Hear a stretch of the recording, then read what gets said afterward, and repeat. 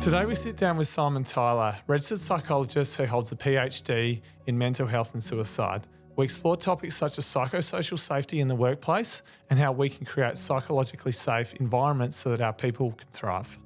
Simon, could you just share a bit about your background and what led you to doing what the work you do today is? Yep. So I think part of it has been a really long journey for me. A lot of it comes from a lived experience background. My family and myself we've struggled with mental health and suicide, and it's sort of informed a lot of my life choices. And from that, I kind of spent 10 years in construction because I didn't really know what I wanted to do. And then after spending such a long time in a workforce, I found myself quite unhappy, and so decided to take a little bit of a turn and change my career trajectory. And I've always been passionate about mental health because of my experiences and wanting to support others. And so decided to go to university to study psychology with the intention of trying to help people, trying to help particularly men's health, and then sort of have somebody that they can share with and have someone to talk to and try and help them with the struggles that they were dealing with. And during this period, I was really fortunate to be able to get some really good mentorship with people to sort of also see that addressing some of the challenges in life is not just about an individualistic process, not just the one-on-one process, but also moving up a little bit higher and sort of addressing things from a more systems-based. And because of my work experience, I was really always passionate about the interaction between, the workplace and mental health. And so from there, was fortunate enough to do a PhD and some research into mental health and suicide in the industry that I worked for 10 years, which was construction, and sort of really started to see more clearly the interaction between how a workplace can actually impact someone's mental health status. And so now I work 2 days a week as a clinician, as a psychologist supporting people in their journeys back to work who have been injured at work, but also do a couple of days a week at return to work supporting the Mentally Healthy Workplaces team to encourage workplaces to look at creating mentally healthy workplaces so that people come to work and they can thrive and be productive, but also that their mental health isn't impacted by the workplace in a negative manner. Simon, what was the focus of your PhD and what were the key findings from your research? Yeah, so the focus was primarily suicide in the construction industry. Mates in construction and some of the people that sort of focus on this area have always sort of found that there's a high rate of suicide in construction in comparison to a bunch of other industries. But what we really wanted to lean on was what actually drives this, what's behind it, and what can we do to try and mitigate these outcomes. And so part of the process was removing from looking just at suicide outcomes, but moving upstream from a preventative approach and looking at people who are experiencing suicidal thoughts and what puts them on that trajectory to unfortunately take their life. Probably the most interesting findings was that there's a common misconception that traditional masculine norms are purely the driver of these outcomes, but when you actually start to tease it apart a little bit, it's actually just one aspect of traditional masculine norms, which is stoicism or self-reliance, and that idea that I can't reach out for help because that is perceived as weak or wrong. And so what we really are trying to encourage is people, and men in particular in these types of male-dominated industries, is to change that narrative or that perception that me reaching out for help when I'm really struggling is something that I shouldn't actually do. The other aspect of it was looking at psychosocial hazards within the construction industry and how these influence suicidal trajectories. And I think we've always known it, but it was the first time that we formalised it through research that experience of psychosocial hazards can be a massive stressor for people and really start to impact their mental health, but also their suicidal thoughts and moving through to, unfortunately, suicidal outcomes. So the process of that was really encouraging the industry to have a look at some of these psychosocial hazards and see that we do have control and that trying to change these so they don't impact people in a negative way is really important. Simon, how would you define mental health and psychological safety, and what are some of the common misconceptions? Look, I think mental health is probably one of the most misinterpreted sort of terms. We all have mental health.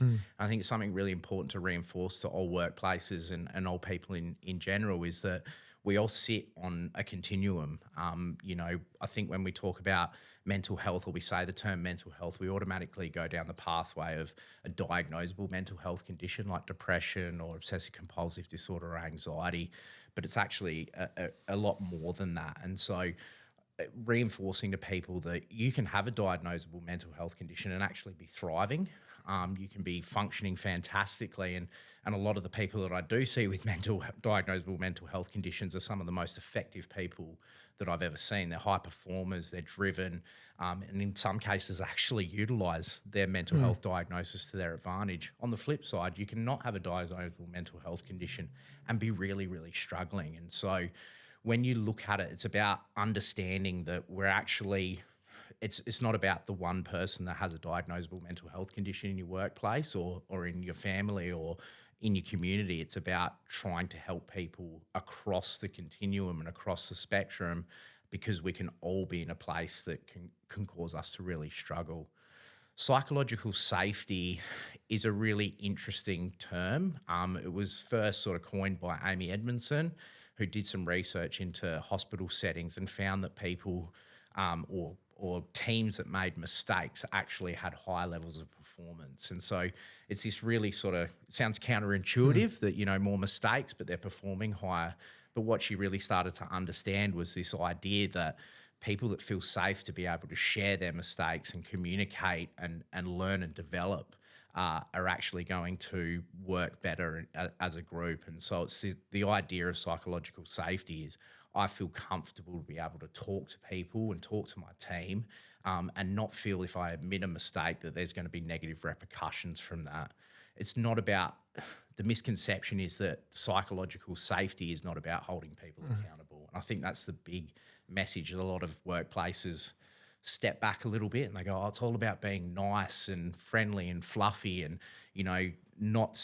not setting a standard, but it's actually the exact opposite. It's about having the confidence to admit a mistake, but then as a team learn from that, and then those mistakes happen less frequently. And so providing that safe space for people to be able to say, hey, it wasn't intentional, but this is what happened. How do we learn from this so that it doesn't happen again is really, really important in terms of team performance. What societal factors, in particular at the moment, I guess, socioeconomic challenges or financial pressures do you see contributing to mental health challenges in society more broadly? Yeah, it's an interesting area, this, because I think we've always known that the broader, societal structure and finances and economic position influences mental health, but probably as academics and researchers, we haven't actually lent down on it enough until more recently. The big one that always jumps out for me is economic and finances for people. That lack of financial security, but also knowing where your next paycheck comes from is a huge stressor. And we know that financial stress directly impacts mental health, but it can also directly impact suicidal thoughts and trajectories. And so it's a bit of a pressure cooker at the moment when you look at the way, cost of living is increasing, people's, financial pressure is increasing. And so it influences mental health, and being understanding of that and knowing that it can be very easy at times when you're in a decent financial position to not understand how much pressure certain people are under from that living paycheck to paycheck. I think more broadly from a social perspective as well, we live in a different climate now. The world is different. COVID probably as well pushed everything a little bit further forward, and there's a lot of pressure on people just in general now in terms of standards and expectations. We have moved as a world fundamentally away from traditional norms in terms of, the wife, the house, the 2 kids, and that was the expectation. Now it's, what do you want out of life? What's your purpose? What's your meaning? And so there's a lot of choice, but there's also a lot of pressure because people are sometimes feeling a little bit lost. And so the climate's different, and I think that's why mental health has always been an issue, but you're seeing it become more prevalent because the pressure of life and day-to-day living is far higher, but then also that longer-term pressure of, well, what do I actually want out of my life? Choice is a fantastic thing, and it's a great opportunity, but it's also sometimes can be really scary for people. Simon, how has digital connectivity and technology, I guess, impacted communication and psychosocial safety in the workplace and more broadly in society?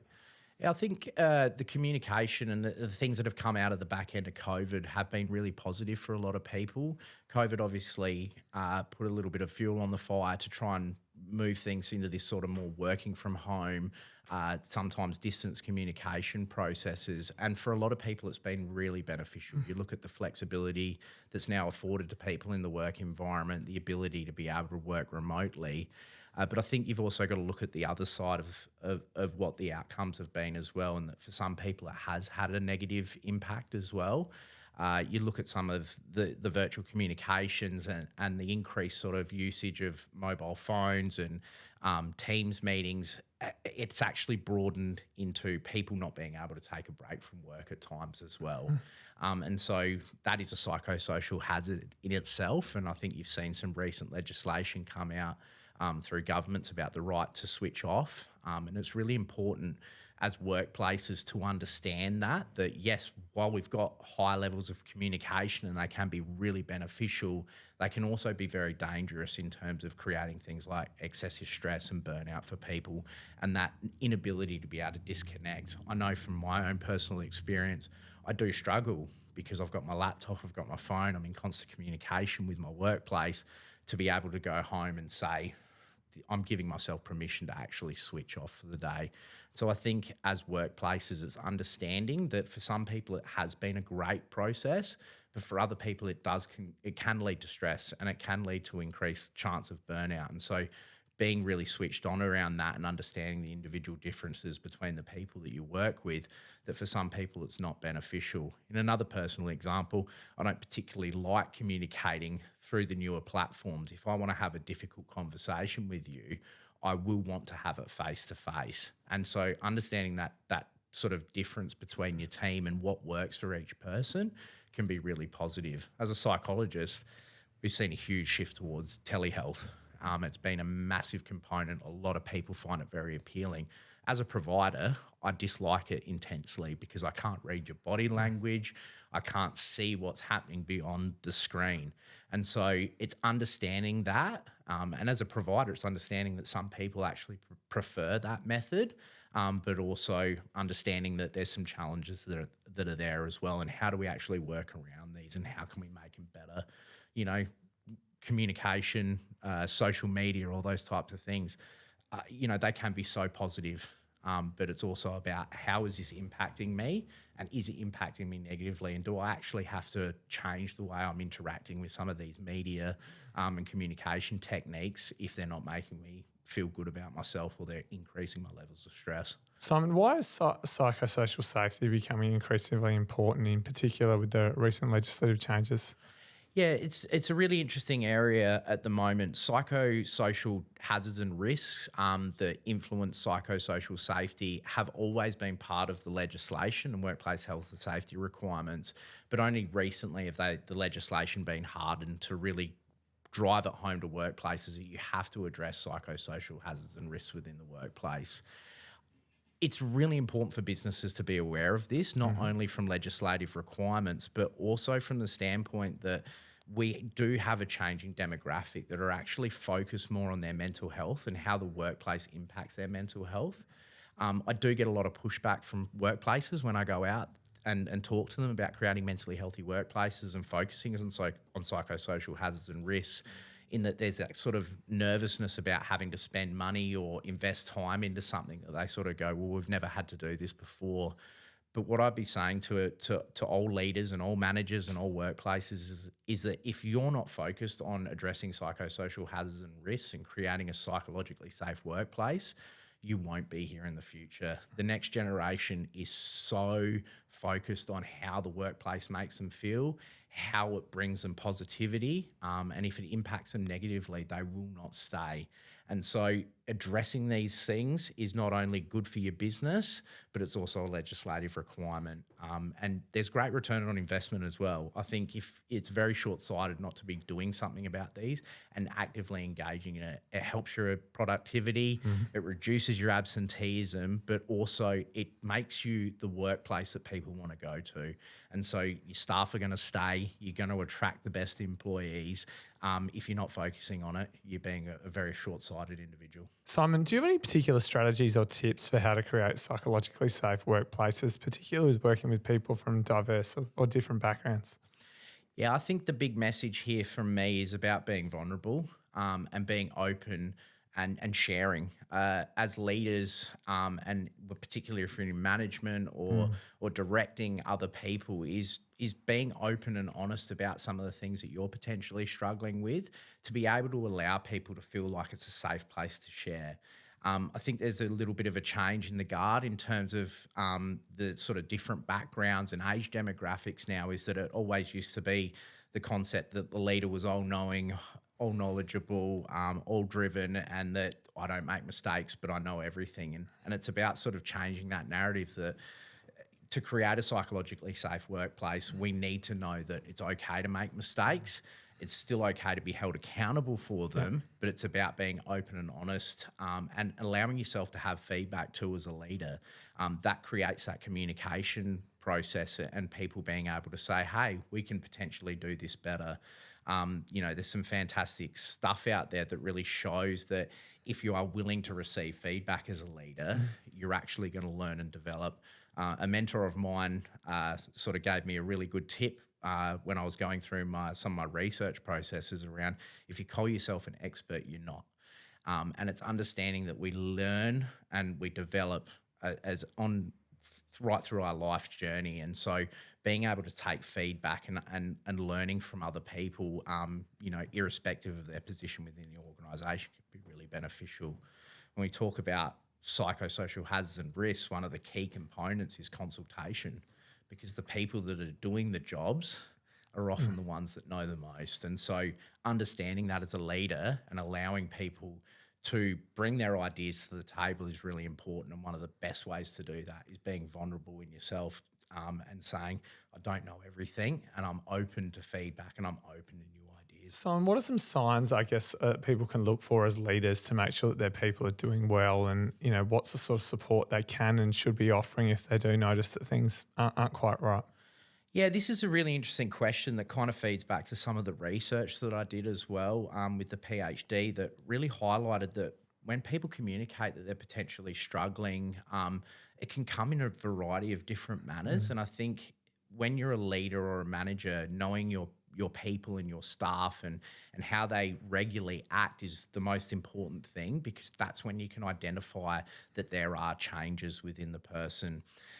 For example, in the construction industry, one of the ways that people show distress is not through voicing their distress, it's through the action-based process. And a lot of people are like that, particularly when we still have some hesitation towards, detailing to others that we're struggling. And so you actually are looking for changes in behaviour, as opposed to that sort of traditional idea that we have that people, when they're struggling with their mental health, are going to come out and say, I'm not travelling well. And so, is it reduced social interaction with team members? Is it, regular sick days? Is it them not completing their tasks to the, the high standard that you're used to? And look for those changes within the individual, to give you an indication that, hey, this person might not be travelling as well as what I thought they were. And then also looking at some of those broader factors that you may know about the person. Are they going through some challenges at home? Are they experiencing some financial pressure? Have they lost a loved one? All those different types of things start to feed into the picture that you go, oh, okay, this person is at risk. They might not be, but we always say it's better to ask the question and say, hey, I'm here if you need to have a conversation, as opposed to just going, oh, they'll deal with it themselves. And that shows that you're a supportive workplace. I think the other one is as well is, and probably something that has hit home a little bit for me, during my career as a psychologist, is the pure importance of listening and offering a safe place to share. I think a lot of people get hesitant about asking people about their mental health because they feel like they need to fix. And I will tell you, as a psychologist, the large majority of my work day is sitting and listening to people. And some days I feel like I'm redundant, but it's also about understanding that people go away going, I've shared something, I've made meaning of it within my own head potentially. There's not a solution, but I've got somebody that's in my corner that's willing to listen to some of my challenges and help me find the path that I need to get on to get myself back to where I want to be. And so it's that message around just being listening and offering a safe place to share is super important. On the back end of that, knowing some of the support services that might be able to help somebody is always really positive, whether it's a local psychologist, it's knowing about the urgent mental health care centre if someone's in crisis. Those types of things are always really positive. And, knowing about your EAP and all those different things that workplaces often have. But again, the message is don't be afraid to just listen, because that can be the most effective process for somebody that's struggling through their mental health or suicidal processes. Simon, I guess there's a lot of different generations in the workplace. We've got some leaving, some entering. I guess, do you have any tips on how, different generations can bridge some of those gaps and effectively work together? Yeah, I think, again, psychological safety and allowing people to communicate in a safe place without fear of criticism or punishment is really important in trying to bridge those gaps. But again, it's about sort of promoting to your workplace and encouraging that ability to communicate across generations, and that, everybody comes and has different information and knowledge, and being comfortable that, they will be able to bring something to the table. And it might not be in your style, or it might not be in your preferences, but being open and comfortable with listening to people's ideas, because they may actually benefit you. I've always loved the James Bond quote in that age doesn't equal wisdom and youth doesn't equal innovation.